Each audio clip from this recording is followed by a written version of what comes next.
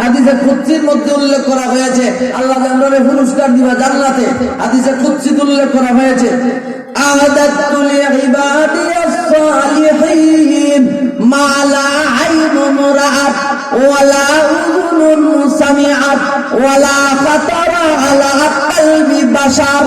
আল্লাহ রাব্বুল আলামিন বলেন, আমার বান্দা বান্দির জন্য জান্নাতের ভিতরে এত নাজ নিয়ামত আমি আল্লাহ সৃষ্টি করে রেখে দিয়েছি, এত নিয়ামত তৈরি করে রেখে দিয়েছি, মালা আইনুন রাআত, কোন চক্ষু তা জীবনেও দেখে নাই, ওয়ালা উযুনুন সামিআত, আর এর আলোচনা কোন কান শুনে নাই, এর আলোচনা কোন কর্ণ শুনে নাই, ওয়ালা খাতারা আলা কলবি বাশার, আর কোন অন্তর ওইগুলার কল্পনাও করতে পারে নাই।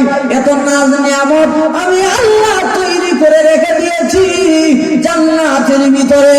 ও বান্দা বান্দিরে, তোমরা দুনিয়াতে নেক আমল করে আসো, নেক আমল করে যদি তুমি আমার দরবারে চলে আসো, তাহলে আমি আল্লাহ তোমাকে এমন জিনিস দান করব, এত কিছু দান করব, তোমার চাইতে দেরি হবে, আমি আল্লাহ দিতে একটু দেরি করব না।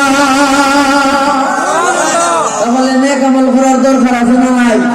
আরো যখন দরকার আছে না নাই? ওয়াজ মাহফিল হইলে সওয়াব হয় না হয় না? তাহলে ওই সমস্ত মাহফিল শরীক হওয়ার দরকার আছে না নাই?